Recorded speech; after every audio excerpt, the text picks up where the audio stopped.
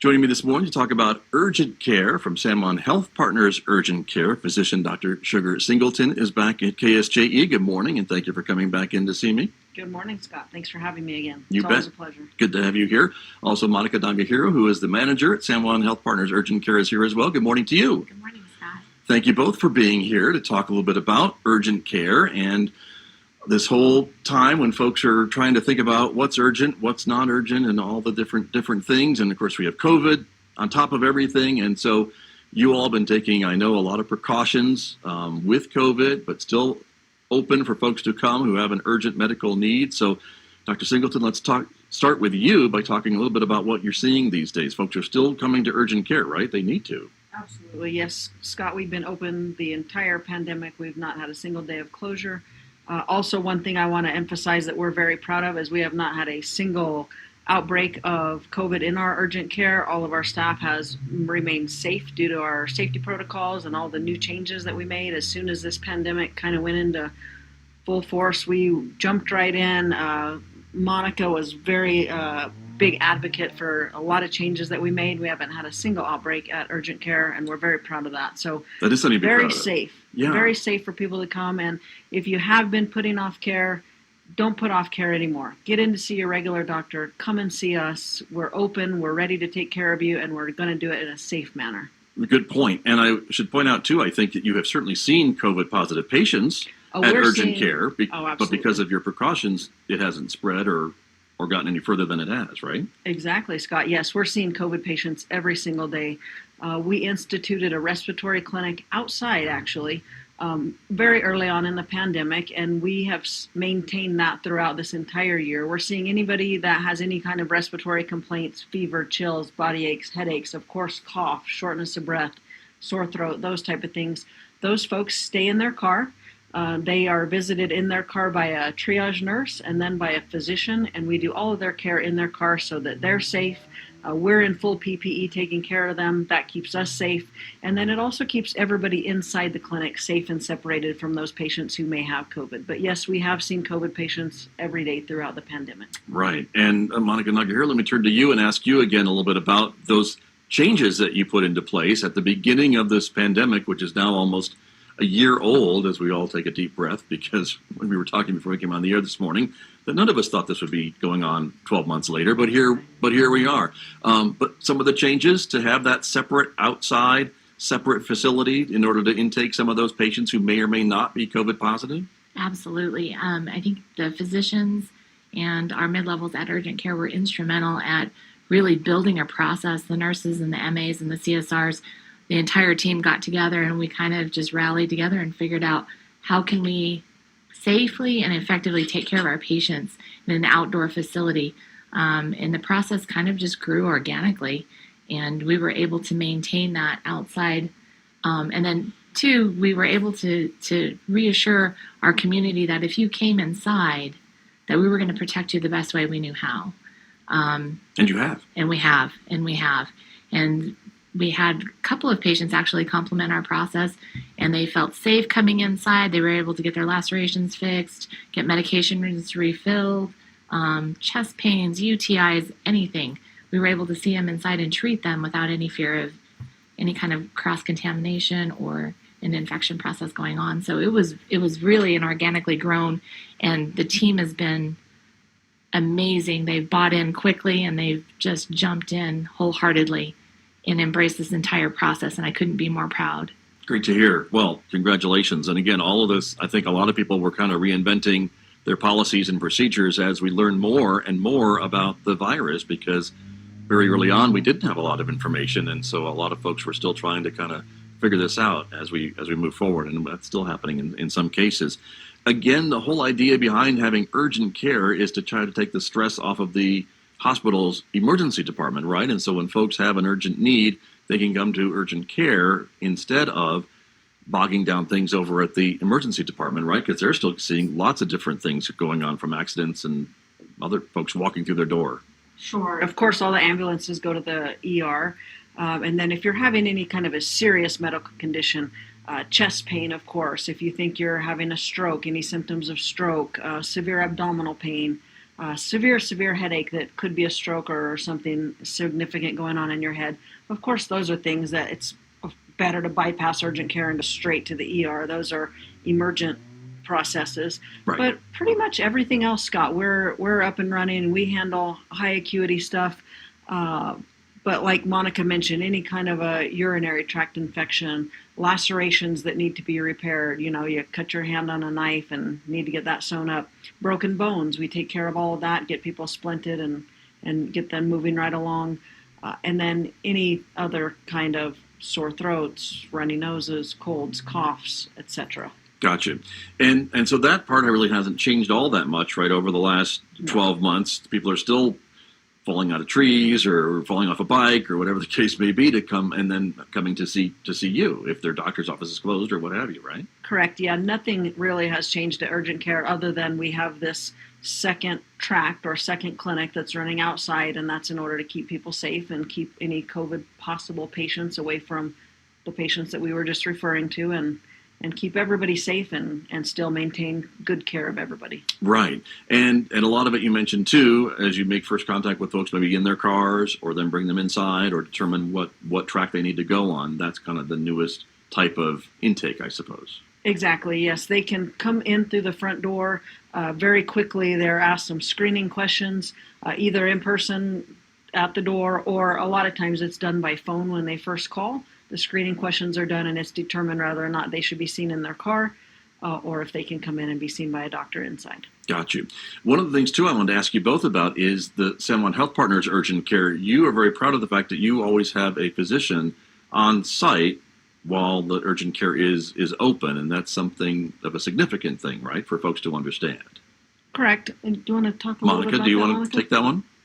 Sure.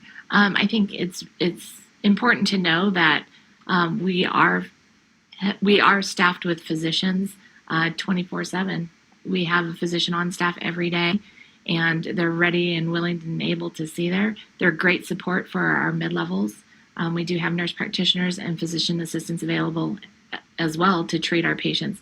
But the knowledge behind our physician leadership that we have at urgent care is hands down one of the most important things that you could have.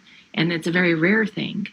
I don't think a lot of urgent cares or a lot of facilities realize the importance of having a medical physician on staff all the time to answer those hard questions or make hard decisions. And they went to school for a reason. Right. And I think there was some community concern. Mm-hmm. There has been community concern. You've heard it, yeah. Yeah, we've heard a lot of complaints and concerns about some urgent cares who are staffed only with mid-level providers, nurse practitioners, etc. And we do utilize them, and they are great for support. But as Monica mentioned, they didn't go to school for 11 years to get those two initials behind their names. And while many of them have great experience, we place an emphasis and a lot of value on the fact that we always have a medical doctor in the San Juan Health Partners Urgent Care at all times. And so if people feel more comfortable seeing a medical doctor, they can ask for it, request it anytime. Or if they do end up seeing a nurse practitioner, but they want a second opinion from the doctor, we're always there for backup. We're always there to maintain excellent care. And I think that's significant because, again, if someone's coming in and they've had some type of urgent medical need, they're already a little stressed and already wanting the best care that they can get. And so to know that someone like yourself, Dr. Singleton, is available, even if you're not seeing that patient directly, but maybe they had another question or what have you, or a second opinion, as you mentioned, you're just down the hall and they can get that message to you, or the nurse practitioner can run down and say, would you mind coming in and taking a look and letting me know what you think about this case, right? Is that how it works? Exactly, yes. Have I seen too many TV shows? No, that's exactly right. Is that how it works? Good to know. But I think that's significant, and so it's good to be able to know. Let me ask you both about COVID and the pandemic. We were talking about vaccinations, of course, and they are rolling out now throughout our state. I think our state has been tallied as one of the best in the country for getting shots in the arms of folks from the doses that we get. And your advice from both of you, I think, is if your name comes up and you get a call or get a text to make an appointment, you should not let that go to waste. You should make that appointment and get the shot in your arm if that's something that you want to do for your health, right? Absolutely. I got my shot the second day that they were in the community, and I was so grateful for that opportunity, Scott. I I didn't have any side effects personally. I think there's some stuff going around on social media about side effects and whatnot, and I do think that they're minimal from what I've seen. I personally had a bit of a sore arm, and my second vaccine I had a little bit of chills, but nothing of any significance. And even if somebody does end up getting a few side effects, I mean, the benefits so far outweigh those minor challenges that you might have for a day or so. But yeah, get the vaccine as soon as your text message comes across from the state that it's your turn. Don't put it off. Don't think that maybe there's somebody more important or less healthy than you are. Don't try to be a saint. It's most important for us to get herd immunity, most important for all of us to get vaccinated. And as you said, the state of New Mexico has done a fantastic job just rolling out this vaccine and getting those shots in the arms. I'm very proud to be in New Mexico, and I'm super grateful that I've had my vaccine. It's really been great. I think we're maybe at 90% or something of the doses that we get. That's the amount that's going into the arms of folks on a regular basis. Monica Nagahiro, same question. I know you've been vaccinated as well, and I imagine you would agree with Dr. Singleton. I absolutely agree. I had my vaccination about the same time as soon as it came out, and they allowed healthcare providers to go into the hospital and receive that gift. I was there. We encourage all of our healthcare providers on the front lines to get that. And I think the most important thing to remember is not to put it off, not to try to decide which type to get. The most important thing is to go out there and get it, because right now the studies are saying that it's keeping people out of the hospital. It's keeping you from experiencing a major medical event. You might get sick, you might get COVID. Yes, I mean, there's always a chance. It's not 100% proof, but it will definitely probably keep you out of the hospital and keep you from being very ill. Right. And the difference between a mild case of COVID and a serious case of COVID, I imagine both of you have seen patients that have suffered from both of those. And so the problem that at least I see as an outside non-medical guy looking in is that you don't know what your body might react. And so you may get a mild case and that'd be wonderful, but you may be one of the more unlucky ones that gets a more serious case and you end up hospitalized on a respirator. We hope not. Exactly. I think another important thing to remember, too, is the side effects from the vaccination are very mild. You might have a headache, you might feel a little bit tired, things like that, but it is nothing near what COVID can do to you in the long term. We're seeing a lot of our patients returning with high heart rates or ongoing headaches, ongoing malaise, and they're not doing okay. I'd rather have the vaccination and have 24 hours of uncomfortableness versus a lifetime of not knowing. A lot of long-term effects that we're hearing about, not in everyone, again, but in some people. And again, the thing is you don't know if you're going to be one of those folks, the long haulers, as I say, that will suffer from some of these effects for a long time, forever perhaps, who knows. And it's affecting all ages too, as I understand, right? Some younger people having some of these things as well. So it is still a big concern as we hopefully get everyone vaccinated and get herd immunity and start to get back into some form of normalcy as we can gather with everybody and be more of those community events that we all miss and enjoy so much. One of the things I wanted to ask you both about while you were here is testing about COVID, because again, that's been a big part of this too, is to find out who has it, who's not feeling well, or who maybe has it and has no symptoms, which is another strange part of this virus. You're offering rapid testing now at urgent care, correct? Yes, we do have the rapid testing available. We're very excited about that. We're getting our results back in 24 hours, usually. Very accurate testing. So anybody that needs to be tested, wants to be tested, especially if you're having symptoms, you've been exposed, those kind of things, come on in. We're absolutely happy to take care of you. There is still a bit of concern, I guess, about whether or not asymptomatic patients need to be tested or not, but we're kind of resolving those questions as they come up. But right now, if you feel like you need to be tested, if you've had any kind of an exposure, if you're having any kind of symptoms, fever, chills, body aches, headaches, certainly the big ones that we've seen evolve over the course of the last year, the loss of taste and smell, those are big ones that definitely point to COVID. Cough, shortness of breath, sore throat. Get in to see us. We'll take care of you in the respiratory clinic. And if it looks like you need to have a COVID test, we're doing them now and we're getting them back really quickly, which is really a huge benefit. There for a while, in the middle of the pandemic, there were times when it was taking 7 days, 10 days, 14 days, and that was just dreadful how long it took for a while. But we're good now. That's good to hear. Things have caught back up. Monica, same type of thing, right? Important to know, I guess, if you're not feeling well, why you're not feeling well. Absolutely, and I think it's important to know that senior leadership at the hospital heard our concerns and really jumped into it and said, we need rapid testing. We need a platform to do it on. How can we do it? And let's move forward. And they were able to erect this program pretty quickly. And we are able to see these patients. And if you have a cough, cold, or you have a thought of, I'm just not feeling right, come and get the test. It's a 24-hour thing. You get to see it the next day. Gives you a little bit of peace of mind. And then, too, it encourages people to understand why it's important to stay home if you have this illness. If you have signs and symptoms, why is it important to stay home? But we can also give you some answers. One of the most important things is even if you have a negative test, people need to understand that if you have a negative test, that's not a free ticket to ride. If you still have symptoms, you need to stay home. You need to protect our community and your loved ones and your family members, just in case. I mean, there's always that. The good thing is if it's positive, it is a solid positive, and we know to keep you at home, and our treatment doesn't change, but it gives us a little bit of data to go move forward with our state. Right. Well, and it hopefully stops the spread. If you're positive and you start staying home, then that transmission has hopefully been stopped at that point. Exactly. And that's why we encourage folks to come in and get tested.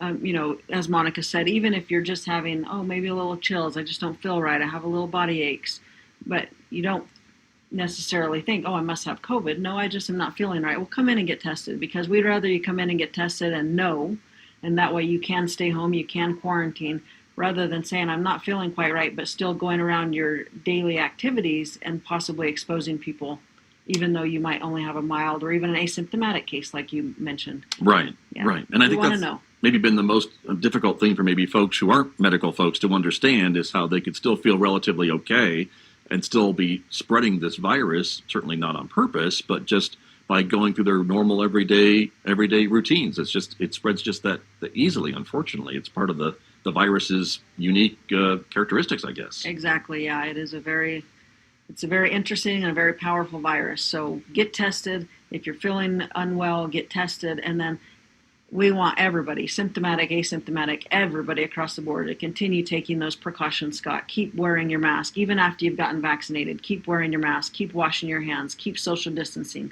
This is going to be a new way of living for a while, but it's worth it. I mean, wearing the mask, washing your hands, social distancing, it's working. And the vaccines are just going to take us back to the next level of normalcy, getting back to where we were before. Right. Well, and one of the things I think we've noticed about the precautions that we've been taking, the mask wearing, the hand washing, all those things, flu cases this winter seem to be very low, if not gone altogether, right? I'm not making that up, am I? No, you're not. I mean, these masks have essentially eradicated the flu. Not really, they haven't eradicated the flu, but we have seen literally almost none of it. Where we would normally be seeing 120, 130 cases a day right now, we're seeing essentially none. So mask, it's very effective. Interesting. And so I would think that maybe in future years, that perhaps for flu season, we start wearing our masks again as a way to stay healthier. We'll see. Okay, we'll see. Very, very interesting. Well, we're just about out of time this morning, but I wanted to ask you both a little bit about your colleagues working at the hospital, working at urgent care. I think all of us are so appreciative of your efforts for being on those front lines for 12 months and counting. And just tell us, how are they doing? Are they getting to take a break? Are they able? I mean, I know they're driven by their passion for their work and to keep people healthy. But can you let us know kind of how things are going from both personally and your staffs? Sure. I think that our numbers are finally starting to come down a little bit in San Juan County. You know, there was a point, and I know you guys have had Dr. Underwood on and Mr. Bourgeois on, and you've heard the numbers being almost double what they're supposed to be. Some weeks they were crazy numbers. Yeah, they were just so high. I don't know where you put all the patients at Right. the hospital, but we're so grateful that they are coming down. Yes, indeed. And so grateful to the doctors and nurses and everybody from the ground up, from administration to the clerks who are registering to housekeeping, which is just so important. I mean, critically important at this time. Of course, all the way up to the doctors and nurses. They've done a fantastic job. They're hanging in there, the whole community, including all of us, even though we're on the front line, on the outskirts in the clinics. We're all grateful to them for taking care of those patients who are emergent, who have to go into the hospital, who many of them are in there for weeks, some of them even months. Some of them are, of course, having to be intubated and on the ventilator for long term. Our hospital has done a fantastic job. Our doctors that are in the hospitalist group are just wonderful. Our ICU docs are fantastic. And, they're hanging in there, Scott, but they appreciate all the community support. Monica mentioned today all the stuff that, well, you tell them, Monica, about all the stuff folks have done for us, but they're doing the same thing for the hospital, and let it continue, folks. Like, if you're grateful to the doctors at the hospital, let them hear about it either on social media or through different acts of kindness. Tell them a little bit about what have you seen? So, Scott, I was so taken back this year during this pandemic.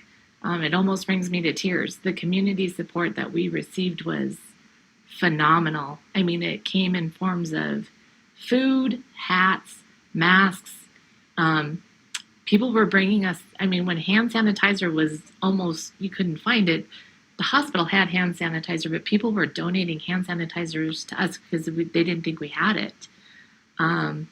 They were donating anything that they could and just calling with words of encouragement was just homemade masks, homemade scrub caps. The prayers that they sent, the rocks that they would leave in our parking lot. We had thank you cards on some of our cars. They had a group of kids that came out and drew chalk drawings for us just to thank us. Our community is just amazing, absolutely amazing. Truly. And many restaurants bringing catering lunches and stuff like that, or bringing us gift certificates. The massage place brought us over coupons for facials, and just really, really abundant amount of community support. And it's very nice. Nice to hear. Very much appreciated. Yeah, nice to hear. Because I'm sure some of those, during some of the peak times, some of those shifts were pretty long for many of your folks, and they were asked to maybe stay late or do a double or do whatever the case may be because of the demand of the virus, and it just wasn't letting up until finally it did. And we're knocking on wood that it's going to stay that way. The cases are low. I think other community members picked up on it too. There was a lot of fear in our community, and there was a lot of anger, and there was a lot of diversity. We had a lot of protesting going on, and people picked up on that, and their kindness just shined straight through. We had police officers coming in and checking on us on occasion, and we had community members that were ready to step up and volunteer just to help. It was amazing, absolutely amazing. Great to hear. Well, and again, we are so thankful that the numbers are coming down, but again, just as quickly as they came down, they can go back up. So that's why both of you are saying continue with the mask wearing, continue with the hand washing, continue with the social distancing. Even if you've gotten the vaccine, it's just so important until we really get everybody on the same page and move out of this. Exactly. And don't put off your health care. We got to get back on track and get people seen for their hypertension. We got to make sure that we don't have a fallout later because people are delaying their care because of the fear of going in or thinking that there's not going to be a spot for them. That we will make that appointment for them and make sure that they're seen. Right. And that brings us back to kind of why we started this morning, which is San Juan Health Partners Urgent Care. You all are continuing to see these patients safely on a regular basis, and you are there serving the community, right, at Urgent Care. And Urgent Care also was able to make referrals over to Farmington Family Medicine as well now.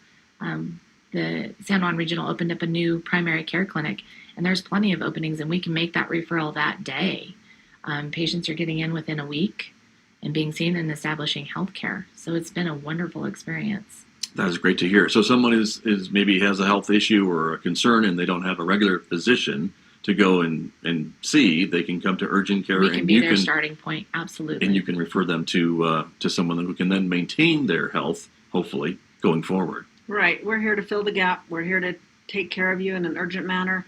But if there is a long-term issue going on, we can facilitate the referral. We can get you into a primary care physician and get that ongoing care. Gotcha. But it is safe to come to Urgent Care. We've got everything available that we've always had. We've got medical doctors on site to take care of you. And so don't put it off any longer. If you're having any problems, any concerns, get in to see your regular doctor, come in to see us, let us help you. But don't put off your healthcare needs any longer. We're seeing too many things that have been put off, and it's going to cause more problems in the long run. So get in to see your doctor or come in and see us. Really good point, because if you do not address these things early on, we hear all the time how, well, if you just had come into us 6 months ago, Right. we could have caught it, and now we can help you, but we can't necessarily help you get rid of this, whatever this is. Right. So very good advice. Thank you both for coming in this morning. Thank you for the work that you're both doing for our community and at San Juan Health Partners Urgent Care. We appreciate it.